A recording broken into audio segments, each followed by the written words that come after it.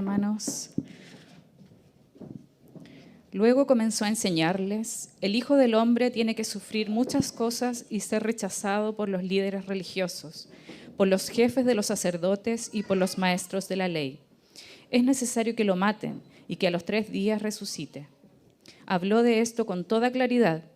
Pedro lo llevó aparte y comenzó a reprenderlo. Pero Jesús se dio la vuelta, miró a sus discípulos y reprendió a Pedro. «Aléjate de mí, Satanás», le dijo.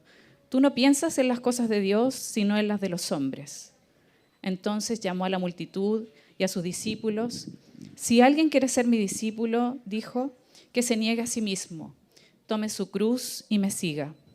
Porque el que quiera salvar su vida la perderá, pero el que pierda su vida por mi causa y por el Evangelio la salvará. ¿De qué le sirve a uno ganar el mundo entero si se pierde la vida? ¿O qué se puede dar a cambio de la vida? Si alguien se avergüenza de mí y de mis palabras, en medio de esta generación adúltera y pecadora, también el Hijo del Hombre se avergonzará de él cuando venga en la gloria de su Padre con los santos ángeles». Y añadió: «Les aseguro que algunos de los que aquí presentes no sufrirán la muerte sin antes haber visto el reino de Dios llegar con poder».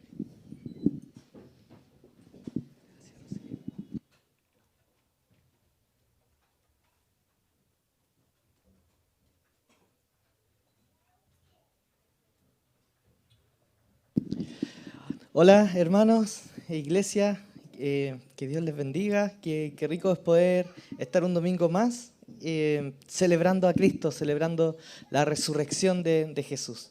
Me alegra ver caras nuevas, sean más que bienvenidos, qué rico que están con nosotros por primera vez, también aquellos que llevan poquito tiempo viniendo, recordarles simplemente que aquí amamos al Señor y simplemente queremos crecer juntos en el discipulado, en el camino al discipulado. ¿Cómo es el camino del discipulado en realidad? Y justamente hoy día vamos a estar hablando de eso. ¿Qué significa ser discípulo de Jesús? De boca de los mismos Jesús, del mismo Jesús, perdón, estoy medio disléxico hoy. De boca del mismo Jesús, Jesús dijo que para ser discípulo de Él hay una manera. Y creo que todos nosotros necesitamos, sobre todo en Chile, en una cultura donde muchos decimos, bueno, yo soy cristiano, bueno, pero ¿qué significa ser cristiano? ¿Cierto? ¿Cómo se ve alguien que dice yo creo en Dios? Y Jesús, sí, yo creo que Él vivió hace 2000 años, yo creo que Él murió en una cruz y para perdonar o para salvar, ¿cierto? Al menos con ese conocimiento general ya hay una implicancia para tu vida. Y incluso si tú estás acá y estás explorando la fe y dices, ¿sabes qué? No sé si dar el paso para seguir a Jesús. Esto va a ser súper importante porque Jesús es muy directo en lo que implica seguirlo. ¿Por qué le puse por título La campaña de Jesús? Quizás debería haber puesto una banda presidencial o algún spot publicitario, ¿cierto? Pero justamente voy a estar hablando de cómo Jesús de algún modo habló y dijo, si alguien quiere seguirme, yo les prometo esto, o más o menos de esto se trata. Y bueno, el lector, el que escuchó y leyó atentamente a Rocío, ya se debe dar cuenta un poco hacia dónde vamos. Entonces, nosotros estamos en una serie, nosotros amamos la Biblia, entonces partimos estudiando Marcos del capítulo 1, verso 1, y ahora vamos en Marcos capítulo 8, del verso 31 en adelante. Así que si tienes tu Biblia en el celular, en papel, tenla ahí abierta, Marcos capítulo 8, del 31 en adelante, porque vamos a estar revisando ahí algunos versículos. Entonces, hemos estado viendo del capítulo 1 al 8 una pregunta elemental. ¿Se acuerdan? Por favor, acuérdense. ¿Quién es Jesús? ¿Cierto? ¿Quién es Jesús? Y Marcos nos dio mucha evidencia mostrándonos la vida de Jesús y las palabras de Jesús para explicarnos quién es Jesús. Entonces, el capítulo 8, la semana pasada, hablamos justamente cuando Jesús pregunta, y ya llega al clímax del Evangelio de Marcos, a decir, ¿quién dice la gente que soy yo? ¿Se acuerdan? Los que estuvieron el domingo pasado. Si no, está en YouTube. Como dije, dale me gusta, suscríbete, ¿cierto? Pero la pregunta era, ¿quién es Jesús? Jesús les dijo, ¿quién dice la gente que soy yo? Y dijeron, unos dicen que tú eres Juan el Bautista, un grande. Toda la gente está de acuerdo contigo, Jesús, que tú eres un grande. ¿Ya? ¿Y quién dice ustedes, mis discípulos, la gente que ha estado conmigo por 3 años? ¿Qué dicen ustedes que soy yo? Y Pedro responde, tú eres el Cristo. Y Pedro ahí le pega el clavo, directamente. Es la única respuesta correcta. Y Pedro dice, tú eres el Cristo. Entonces, en esa tensión, va a seguir hablando Jesús. Entonces, esto es una pregunta que es muy aplicable para hoy. ¿Cómo andamos nosotros por casa? Después de 8 capítulos de sumergirnos en el Evangelio de Marcos, nos toca preguntarnos si acaso ha cambiado nuestra visión de Jesús. ¿Si ha cambiado acaso nuestra perspectiva de quién es Jesús? ¿Si se ha ampliado? ¿O si simplemente cambió radicalmente?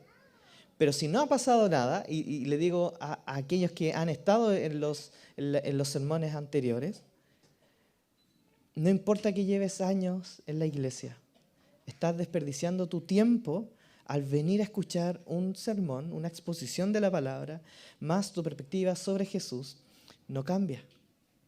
No hay desafíos, no hay introspección. ¿Quién dices tú que es Jesús? Y Jesús pregunta, ¿quién dices tú que soy yo?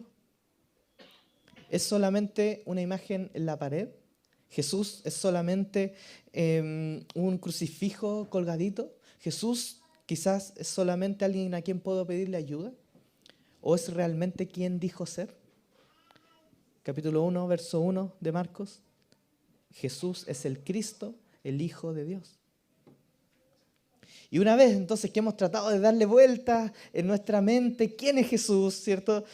Lo que va a hacer Jesús ahora es mirarnos cara a cara y decirnos, ok, si yo soy el Cristo, si tú, al igual que Pedro, dices que soy el Cristo, el Mesías, si yo soy tu Señor, esto significa ser mi discípulo.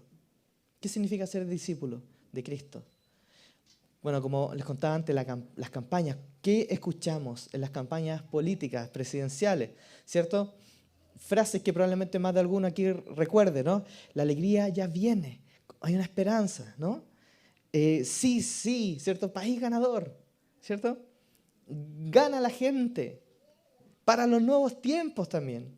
Crecer con igualdad, Chile mucho mejor. Por Chile, por la gente. Súmate al cambio, dijo otro, ¿cierto? Chile de todos, dijo otro. Unámonos a los tiempos mejores. Y finalmente, para vivir mejor. Hay esperanza, ¿no? Hay una manera en que todas estas personas, ¿cierto? Que fueron presidentes de la República, o al principio mencionaba un plebiscito, cada quien quiso persuadir por medio de un eslogan o también de largos discursos por qué sería atractivo seguir y dar nuestra confianza a esa propuesta o a ese candidato, ¿no? ¿Cómo lo hizo Jesús? Algunos se niegan a vincular a Jesús con la política. Y eso es un gran error. Porque déjame decirte que el mensaje de Jesús es un mensaje profundamente político. Él es el rey que trae su reino. Dime si acaso eso no es política. ¿Cierto? Entonces, Él es el rey que trae su reino. Él viene a gobernar. Él viene a poner una política diferente, a su manera. No estoy diciendo que entonces tenemos que ser nosotros de un partido político. No. Lo que estoy diciendo es que esto es un mensaje de quién gobierna. El cristianismo se trata de quién gobierna, quién verdaderamente reina. Y los cristianos tenemos el privilegio de tener un rey a quien nosotros le rendimos cuenta, quien nos protege con sus políticas, con su manera de ver las cosas, y quien nos cuida y nos ayuda. ¿Cómo lo hizo Jesús en su campaña?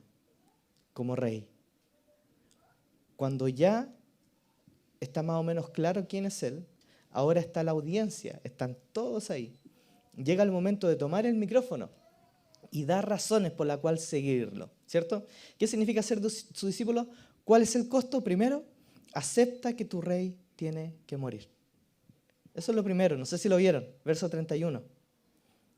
El Hijo del Hombre tiene que sufrir muchas cosas y ser rechazado por los líderes. Esto es lo que está diciendo Jesús justo después que Pedro dice, tú eres el Cristo. Y él dice, bueno, yo soy el rey, el Cristo, el rey. Mira, tengo que sufrir y ser rechazado por los líderes religiosos, por los jefes de los sacerdotes y por los maestros de la ley. Es necesario que lo maten. Está diciendo, es necesario que me maten. Y que a los 3 días resucite. ¿Qué dice? Es necesario. Hay una necesidad de sufrimiento. Para los discípulos escuchar esto no fue fácil. Seguir a Jesús en primera instancia no es tanto de lo que nosotros tenemos que pagar para seguir a Jesús. Primero se trata del costo que Él pagó para ser el Rey.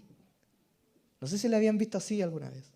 Jesús lo tenía clarísimo. No se trata de cuánto nosotros tenemos que pagar, sino de lo que Él tenía que pagar. Y eso chocó, eso complicó a los discípulos. Y eso estaba en el Antiguo Testamento. El mismo patrón de todo el Antiguo Testamento, de después del sufrimiento viene la gloria, después del juicio viene la salvación.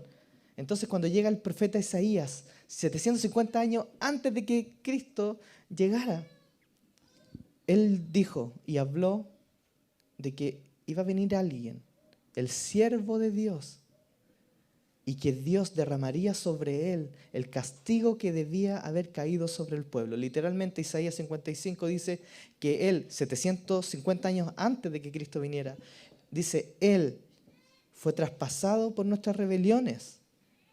Fíjense en el énfasis, fue molido por nuestros pecados. Sobre él recayó el castigo, precio de nuestra paz, y por su llaga fuimos nosotros sanados. Hay un sustituto.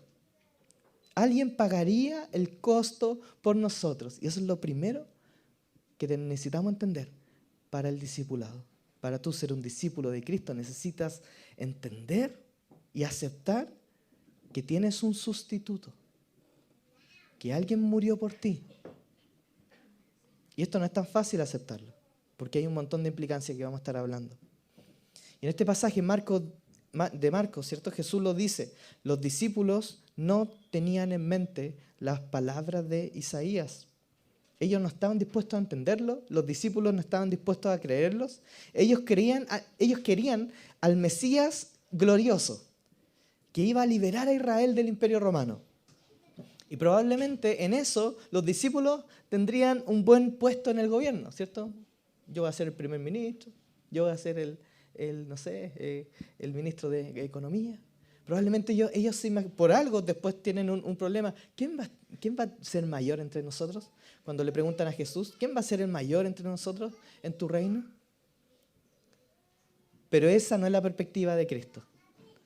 Dice el verso 32, míralo ahí, dice, habló de esto con toda claridad. O sea, básicamente Marcos aquí está diciendo que Jesús siguió hablando de esto con mucha claridad, que el Mesías iba a sufrir, que iba a padecer.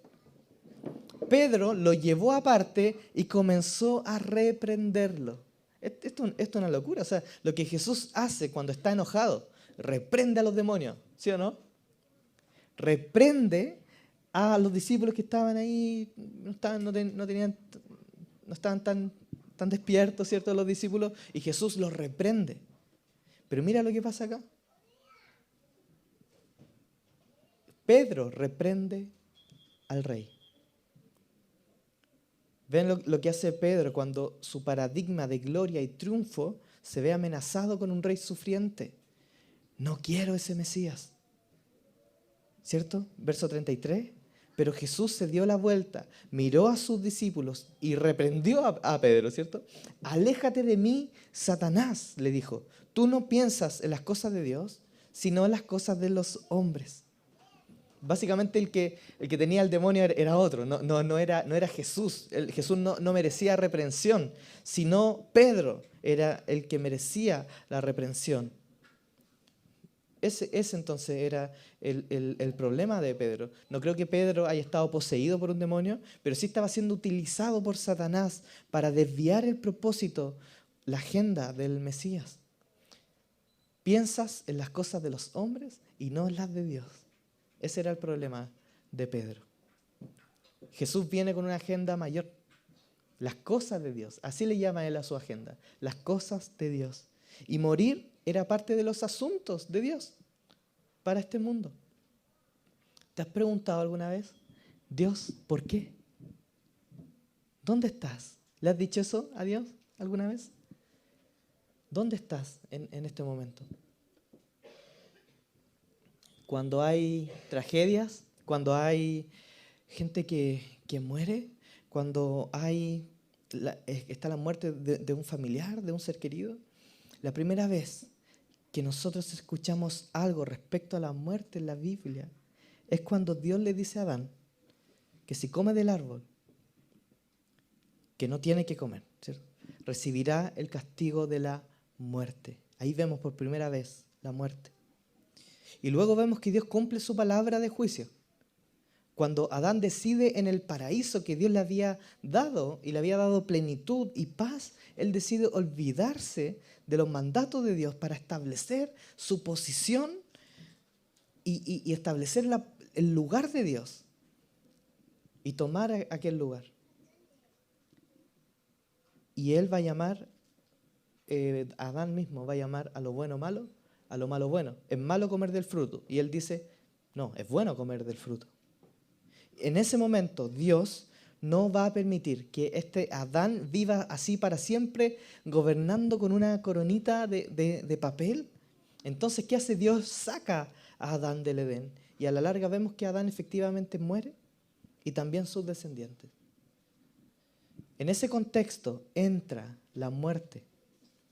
Dios creó todo bueno para que durara eternamente y en paz y en bendición. Pero el ser humano rechazó su plan. Tenemos que entender eso. Cuando nos acercamos a la frustración de la muerte, a no entender la muerte.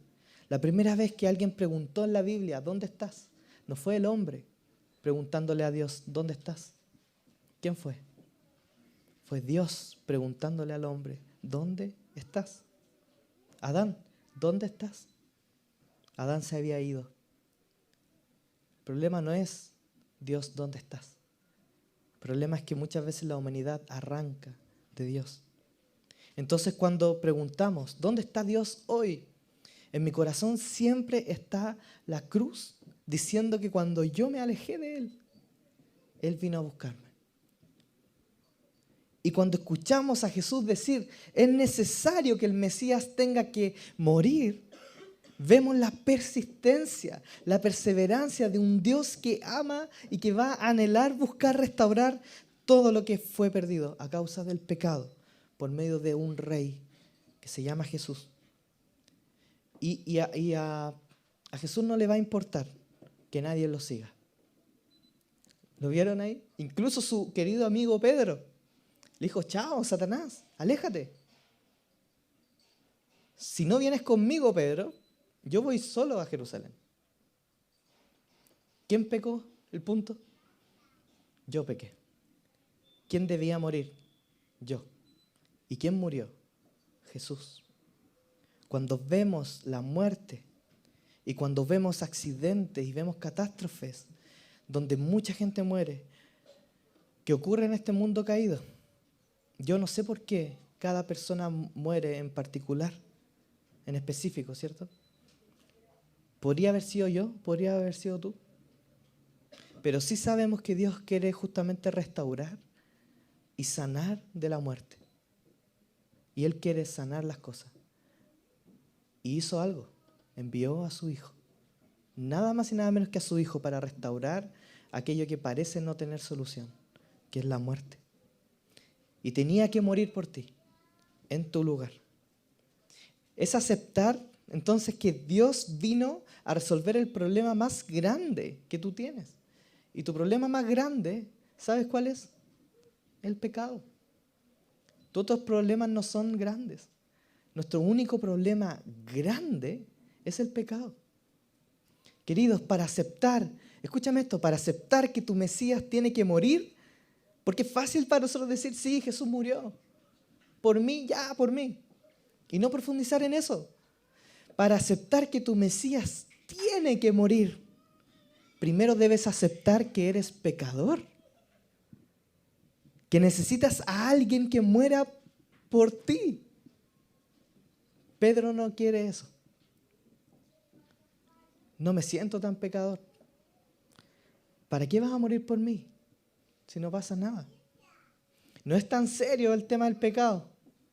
¿Ustedes le han bajado el perfil a su propio pecado? No piensen en el otro, piensen en usted. ¿Cierto? ¿Le ha bajado el perfil a su propio pecado?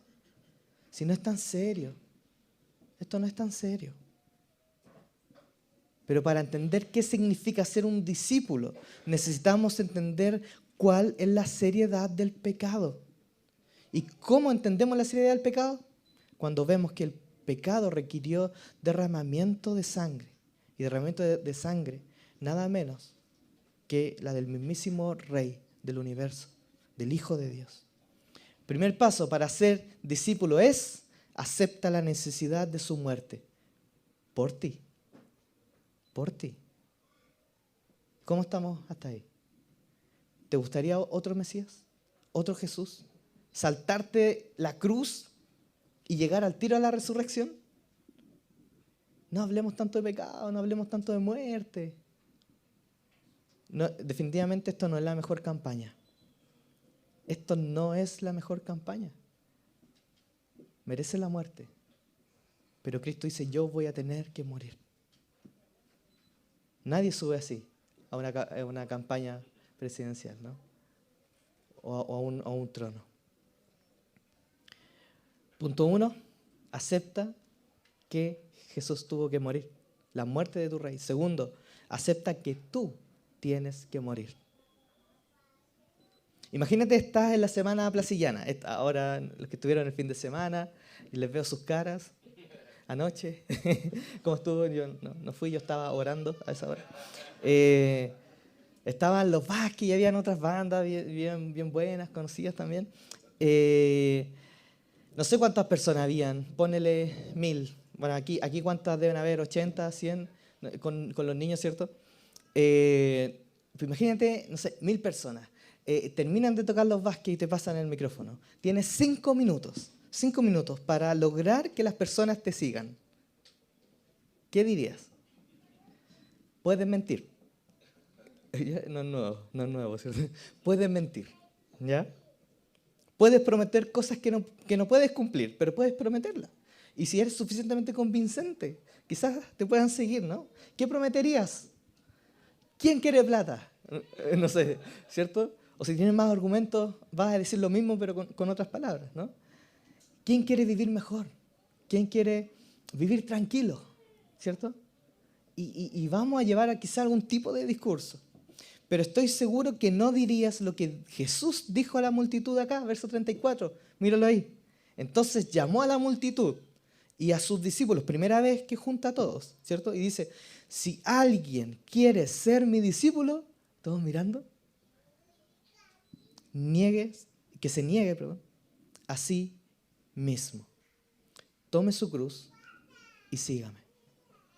Probablemente me imagino a gente de los 1000 yéndose a algunos diciendo, esto no es un rey que viene a librarnos de Roma. Esto no se parece. Si yo lo sigo, por último que me prometa un reino, que me prometa algo, que me prometa que vamos a ganar, que la alegría viene y que todo va a estar bien. ¿Cierto? Que diga algo convincente. En otras palabras, es como si Jesús dijera, si alguien quiere seguirme, que esté dispuesto a morir. ¿Te das cuenta? ¿Te das cuenta de esto? Es un llamado a la muerte. Todo hombre que lleva una cruz en Jerusalén es hombre muerto. ¿Cierto? Va camino a la muerte. Y seguirme es seguir la huella dentro de miles de otros dioses y personas por seguir, solo seguirlo a Él, a una persona. Deja que fluya tu yo interior, dicen algunos. Ámate a ti mismo por sobre todo, tal cual eres. Jesús hace un llamado totalmente opuesto. Niégate a ti mismo. ¿Por qué Jesús dice eso? ¿Acaso no nos quiere? ¿Acaso no me ama tal como soy? Es buena pregunta. ¿Por qué me tengo que negar? Mira el capítulo 7. Si tienes la Biblia por ahí abierta, mira el capítulo 7, verso 21. Esto lo vimos el año pasado. ¿Cómo describió Jesús al ser humano? Mira esto. Este es el análisis del ser humano según Jesús. Por eso podemos entender cuando Él dice, niéguense a sí mismos. Escucha esto. Capítulo 7, verso 21, del mismo Marcos. De adentro del corazón humano salen los malos pensamientos, la inmoralidad sexual, los robos, los homicidios, los adulterios, la avaricia, la maldad, el engaño, el libertinaje, la envidia, la calumnia, la arrogancia y la necedad. Todos estos males vienen de adentro y contaminan a la persona.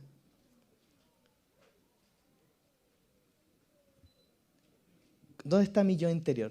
Todos tenemos un yo interior y es horrible, según Jesús. Si le crees a Jesús, tu yo interior es horrible.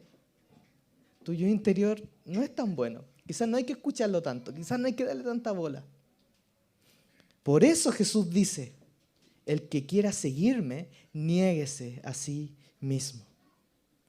Porque lo que somos es un basurero anticristiano y empezar a seguirlo es meternos con Jesús a ese basurero y que Él vaya sacando toda la suciedad, las cucarachas, y ver lo profundo de nuestra vida y ver cómo Él va transformando cada cosa que está centrada en nosotros mismos, en nuestra propia suciedad, en nuestro propio individualismo, y de pronto el Espíritu Santo te empieza a mostrar a Cristo que murió por ti, y esa gratitud te lleva a negarte y romper patrones y estructuras de pensamientos. Y de pronto, con su poder, comenzarás a ser transformado de adentro hacia afuera. Y el que quiere seguirlo debe estar dispuesto a que eso ocurra. Quizás va a haber sufrimiento en el proceso. Definitivamente va a haber sufrimiento en el proceso. Amigos que se alejan, vergüenza en la comida familiar, que te preguntan por qué estás yendo tanto a la iglesia. Un costo cuando Jesús te llama a vivir una vida ordenada y a ti te encanta la vida liberada sexualmente. Y Dios te llama a ordenarte. Cabro, ordénate. Y Jesús te dice, ordénate, soy tu Mesías, vamos.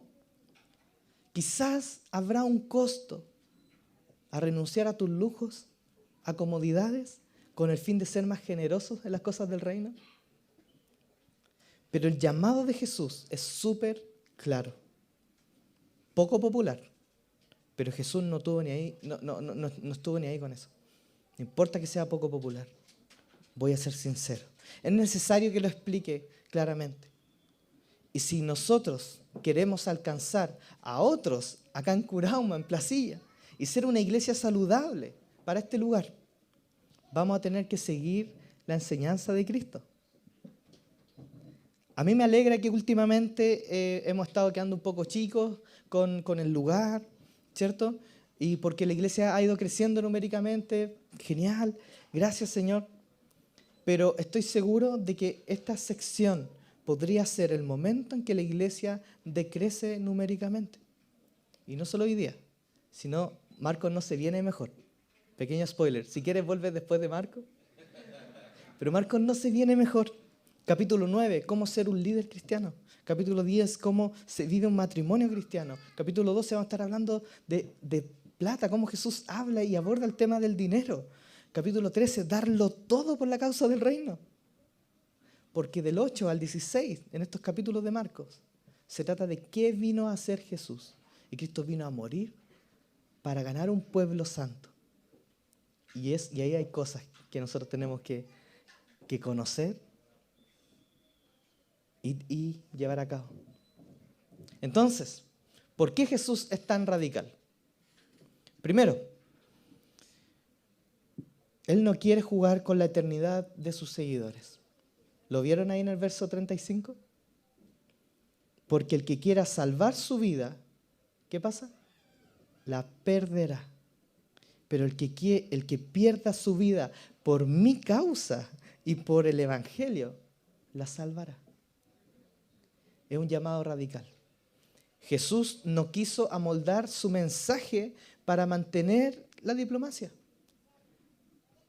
El que prefiera, dice Jesús, su propia vida antes que la vida de Jesús, la va a perder tarde o temprano. Se va a ver bien esa persona, se va a ver bien por 10, por 20 años, pero vas a perder tu vida.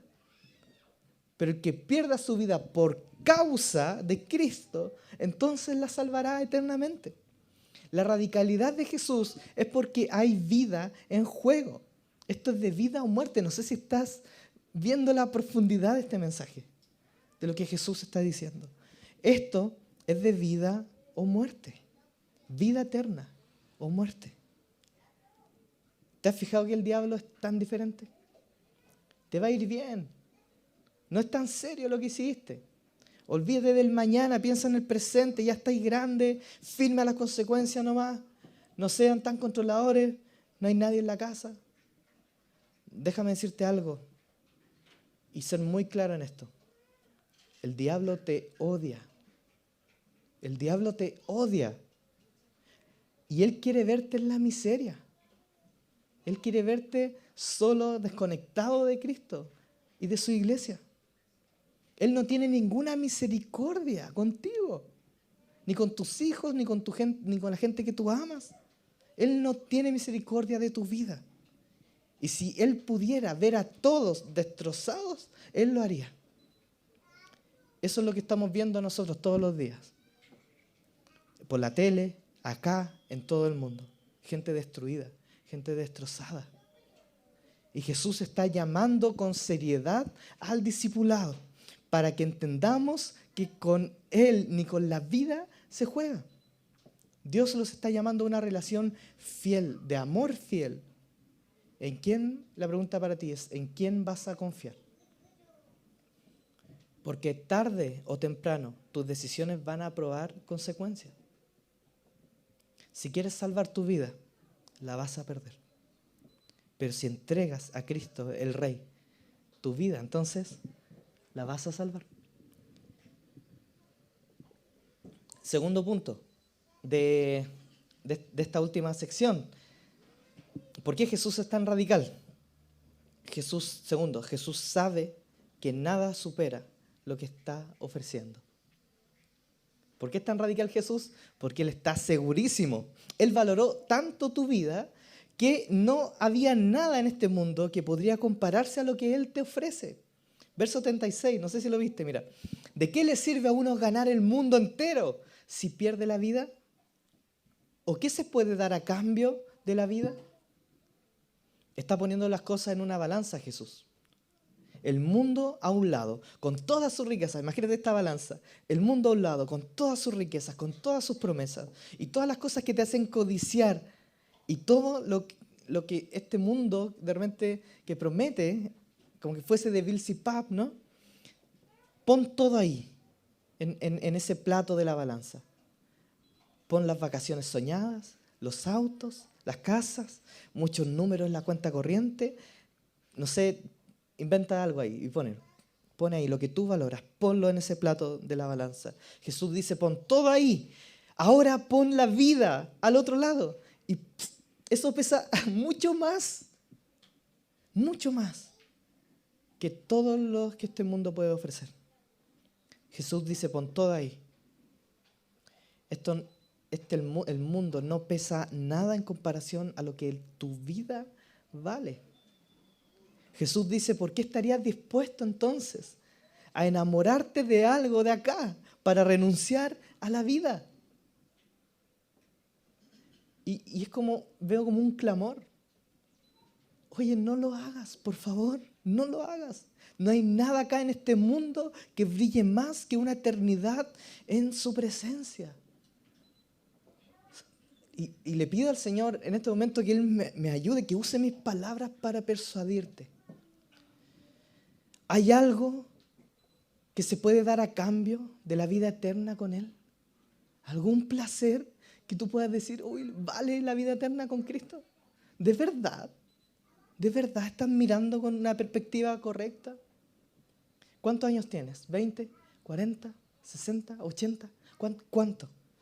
No son nada en comparación a una eternidad. No te enamores de algo en estos 80 años que te quite la vida eterna. Pon las cosas en perspectiva. Nada es más precioso que una vida eterna con Jesucristo. Tercera razón.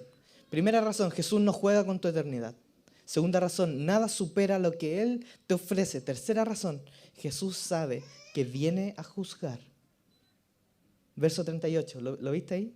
Si alguien se avergüenza de mí, dice Jesús, y de mis palabras en medio de esta generación adúltera y pecadora, también yo, Jesús, ¿cierto? El Hijo del Hombre se avergonzará de él cuando venga en su gloria, la gloria de su Padre con los santos ángeles.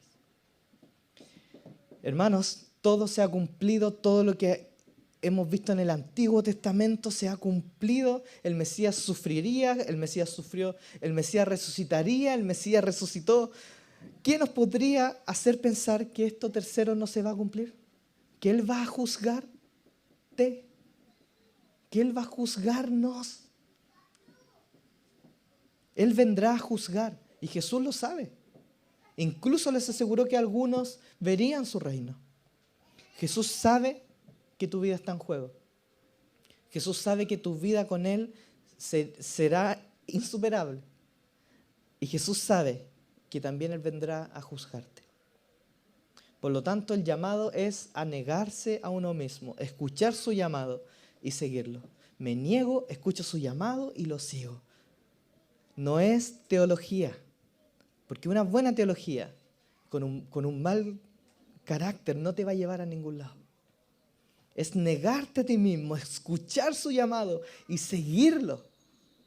Obedecer, pisar las huellas de Cristo, ir tras Él en su camino del perdón, del amor, de la gracia, de traer la verdad al mundo. No pienses que seguir a Jesús es una pequeña oración. El llamado es a ser discípulo, alguien que camina detrás de Él. Y algún reformator acá dirá, esto me suena a salvación por obras. ¿Alguno lo pensó? No sé, no diga nada. Pero si lo pensó, puede ser que lo piensa así, ¿no? Esto me suena a salvación por obra. ¿No se supone que es por gracia? ¿No se supone que es por la sola fe? La respuesta es, la salvación por la fe significa que tú crees con todo tu ser que Jesús es el Rey. Es fe en que hay un Rey y se llama Jesús. Y el camino del discipulado es todo el tiempo fe, todo el tiempo fe, en que sus decisiones son mejores que las mías, en que su camino, el que Él me propone, es mejor que el mío, el que yo puedo trazar. Y el camino del discipulado es todo el rato fe, confianza, aunque no entiendo, seguirlo. Aunque veo tormenta y veo dificultades, lo sigo porque Él es el Rey y Él me dijo que hay que ir por acá y porque yo lo estoy viendo que Él va por ahí, yo voy por ahí.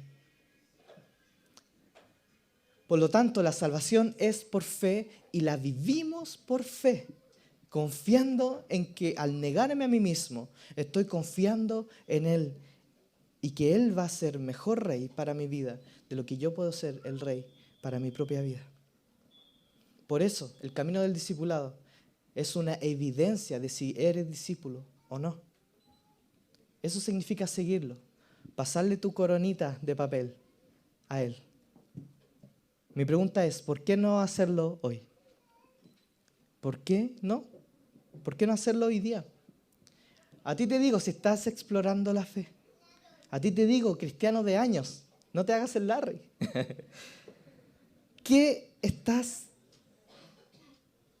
¿En qué te pareces a Pedro? ¿Cristiano de años? ¿Que estás viviendo como Pedro? ¿Tú no piensas en las cosas de Dios? ¿Estás puro pensando en las cosas de los hombres? ¿Por qué no soltamos el manubrio? Y te quiero invitar a eso.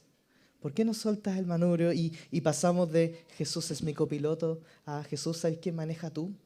¿Tú sabes dónde ir? ¿Tú eres mejor que yo en esto? ¿Por qué no? ¿Hay alguna razón? ¿Por qué no? ¿Hay algo que te frena en este paso? ¿Hay algo muy preciado en este mundo para ti que te imposibilita? ¿Qué es? ¿Qué es lo que te imposibilita seguir a Jesús? Déjame preguntarte, identifica eso que es y déjame preguntarte, ¿vale la pena? ¿Por tu vida eterna? ¿Vale la pena? Si no eres discípulo, considera ser discípulo de Cristo. Y si eres cristiano, quiero decirte, el hombre crucificado el que puede predicar la cruz. Y voy a citar un texto súper conocido.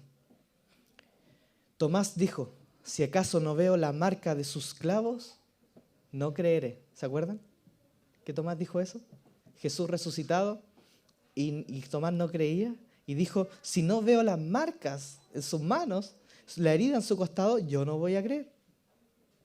¿Cierto? Lo que Tomás dijo a Cristo es lo que el mundo dice de la iglesia.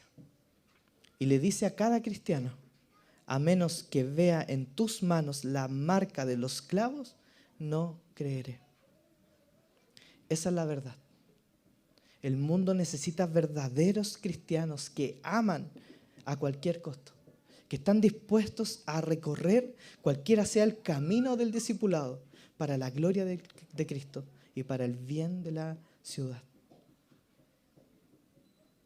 Hermano, hermana, quiero invitarte a que a este momento de oración, quiero que puedas inclinar tu rostro y puedas decirle al Señor, inclina tu rostro y dile, Señor, creo que tú moriste en una cruz, lo acepto. Acepto tu servicio por mí y quiero seguirte. No sé cómo, dile al Señor, no sé cómo, pero quiero. Y pídele, si tú quieres realmente, pídele a Dios que te dé el Espíritu Santo. Señor, ven con tu Espíritu Santo a mi vida. Dile, ven Señor, no sé cómo seguirte exactamente. Quiero negarme a mí mismo. Enséñame, guíame. Y luego reconoce que necesitabas un sustituto. El que no necesita perdón, no necesita a Jesús. Padre, obra en nosotros, Señor. Cámbianos. Cámbiame. Ayúdame, Señor. Al ver el camino del discipulado, negarnos a nosotros mismos, tomar una cruz, reconocer nuestro pecado, reconocer que tuviste que morir por nosotros, es tan difícil. Porque siempre nos mantiene humildes y siempre luchamos con nuestro orgullo de que hacemos lo correcto, de que estamos bien. Te necesitamos y necesitamos la humildad que proviene de ti, Señor. Que tu Espíritu Santo amolde nuestro corazón para ver la cruda realidad de nuestra naturaleza, pero no quedarnos ahí, sino que mirar al Salvador, al Rey y Señor, a Jesús, quien murió por nosotros y pagó nuestra culpa y pagó la fianza por nosotros, una deuda que nosotros no podíamos pagar. Gracias, Jesús, porque tú lo hiciste. Permítenos corresponder. Permítenos, Señor, responder en realidad a ese amor, a eso que tú hiciste. Permítenos, Señor, vivir coherentemente, que la iglesia sea diferente, una alternativa para la gente de Placilla, de Curauma y de otros lados, Señor. Con un estilo de vida diferente, con un amor diferente, con un servicio diferente, con pasiones y motivaciones diferentes, como las de Jesús. Te lo pido, para la gloria y el bien de para la gloria tuya y el bien de nuestra ciudad. En el nombre de Jesús. Amén.